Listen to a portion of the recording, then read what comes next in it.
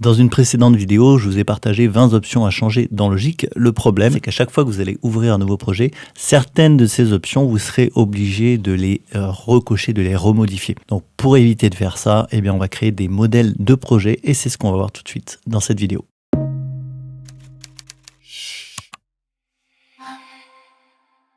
Pour créer un modèle de projet, on va lancer d'abord un projet vide.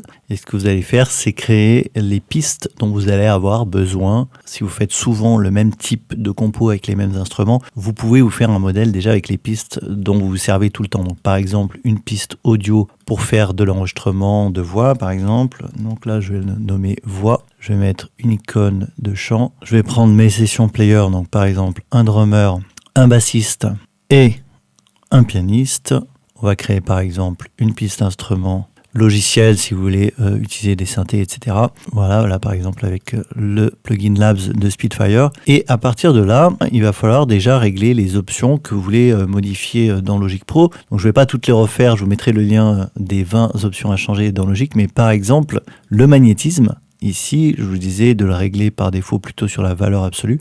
Mais là, vous allez le régler de façon définitive puisque on va enregistrer ce modèle de projet et vous allez repartir de ce modèle à chaque fois que vous allez faire un nouveau morceau. Donc, vous n'aurez plus du tout à aller changer cette option. On va aller en changer une deuxième que j'avais déjà montré également. Dans les réglages du projet, dans MIDI suivi, on va cocher les notes pour permettre à Logic de lancer la lecture au milieu d'une note MIDI et qu'on entende le son. Ce que je vais faire maintenant, je vais aller dans Fichier, Enregistrer comme modèle. Donc là, il faut être un petit peu rigoureux dans ce qu'on va faire. Logic, par défaut, vous amène au bon endroit. Alors chez moi, comme vous le voyez, il m'amène pas au bon endroit directement. Il me met dans musique, je sais pas trop pourquoi, mais en même temps, pour le tutoriel, c'est pas mal puisque ça va me permettre de vous expliquer exactement le bon endroit. Donc on va aller dans Musique, Audio Music App et Project Template. Ok, et c'est ici qu'on va mettre le modèle de projet. Je vais par exemple créer un nouveau dossier. Si par exemple c'est un modèle de projet pour composer des chansons, eh bien je vais le nommer chanson.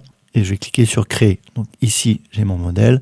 Et là, dans le nom du modèle Logic qu'on vient de créer, on va faire compo chanson. Vous pouvez même mettre des détails, session player par exemple, voix et synthé.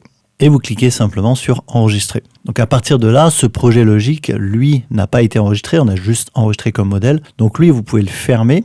On n'enregistre pas. Et maintenant, pour retrouver votre modèle de projet, ce qu'il va falloir faire, c'est relancer Logic. Vous allez dans le menu Fichier, Nouveau à partir d'un modèle.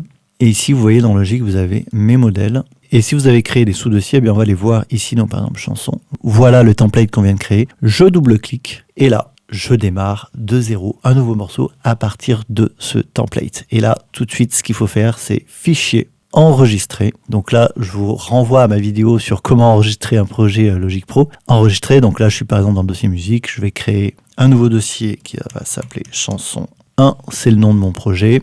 Et je vais nommer également le projet ici, chanson 1.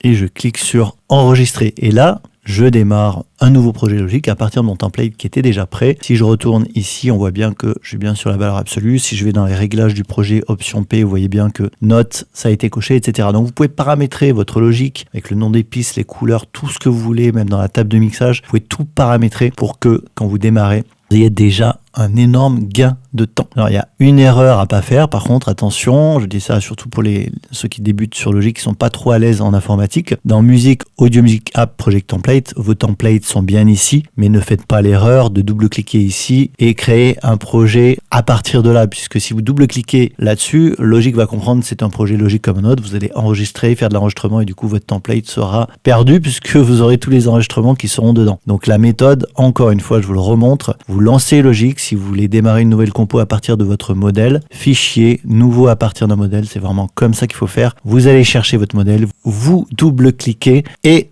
vous allez enregistrer ensuite ce nouveau projet, cette nouvelle compo sous un nouveau nom et dans votre dossier où il y a toutes vos prods. Voilà, j'espère que c'est clair, que ça vous fera gagner du temps. Si vous n'êtes toujours pas abonné à la newsletter, vous vous rendez sur utips.com, vous cliquez sur se connecter. Créer un compte, ça vous amène sur cette page et vous pourrez accéder aux cours gratuits qui sont dans ce menu. Il suffit simplement de vous inscrire sur le site et vous pourrez accéder à tous ces modules. Vous rentrerez dans les cours. Sur Logic notamment, il y a 2 heures de cours, donc ça vous permettra de bien démarrer. Et pour ceux qui veulent aller plus loin, j'ai des formations ici dédiées aux intermittents du spectacle ou aux professionnels qui ont des droits en formation et qui veulent aller un petit peu plus loin sur Logic et venir en présentiel pour améliorer votre niveau sur Logic tout simplement. Merci en tout cas d'être allé au bout. Si vous avez des questions, encore une fois, n'hésitez pas et moi je vous dis à la semaine prochaine pour la prochaine astuce sur Logic.